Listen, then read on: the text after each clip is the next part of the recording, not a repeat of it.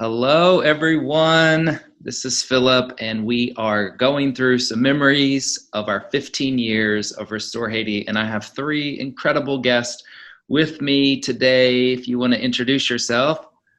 My name is Ali. Yeah. Hey, my name is Jean-Marie. Yeah. Hello. My name is Jude.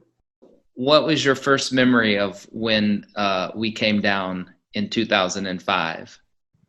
Me, I was a little boy because I was 9 years old. Wow. Okay.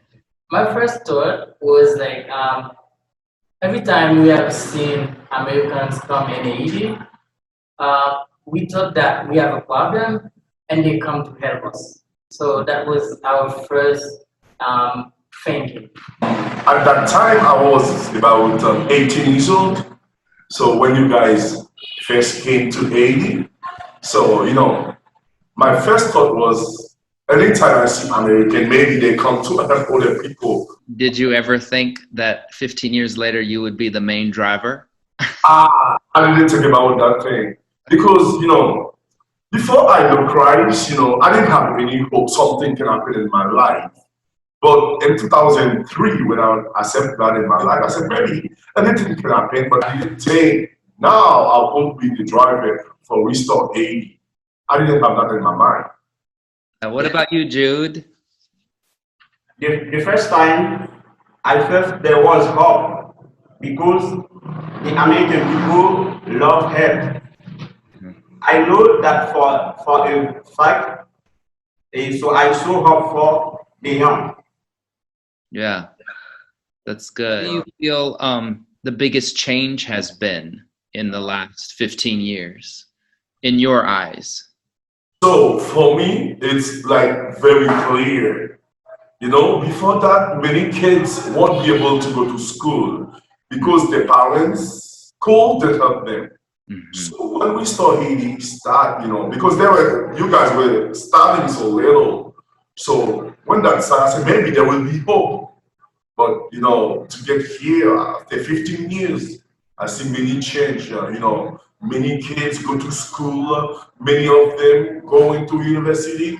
And I think now some of their dreams gonna be come true because you guys came and you power them with what you can do. But I know you guys have more to do, but we will wait to see what will happen. How about you, Jude? What keeps you busy every day in your jobs? Yeah, you can say, Crew. So, if I speak, I'm going to translate for him. Non, nan travay ke m fè, mwen supervise chantier, et puis m fè business. So, he's a business guy. Yeah, He has chicken like I do. great. And then he's an engineer. So, he has to supervise houses that he's taking care and stuff like that. You have a lot going on. That's great. And Jean-Marie, you learned from Jude about the chickens, right? Yeah, but so because I saw him have it and see the way it goes, but I just said, okay, maybe I can do it too, You still in school, right? Yes, Yeah. I'm studying like international studies. So I have a lot of big dreams with that. Like after finishing my college, care about my country. I continue with that change that you, Mr. A, started. I always say that if you guys help me to become the person that I am today, so I have to work to make sure that I help other people to become, greater, to become, like really important, like you do for me too. I have to give my help also to make sure that I give them another opportunity like you do for me. Yeah, that's great to use what you've learned and to help three busy leaders.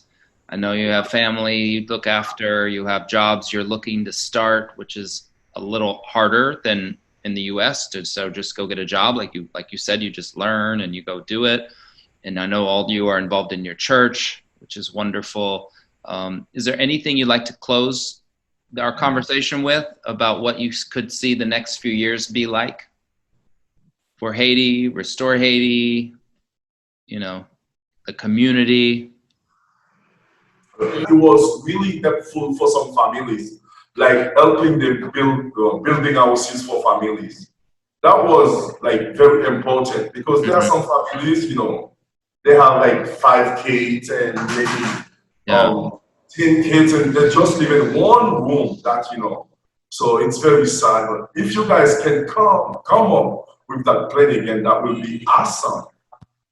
Now it is an economic problem.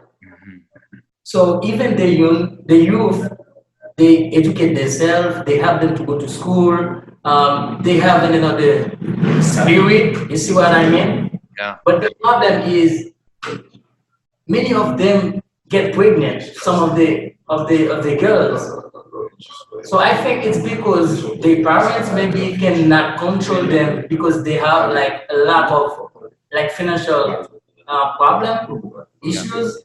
So is that reason they cannot control them.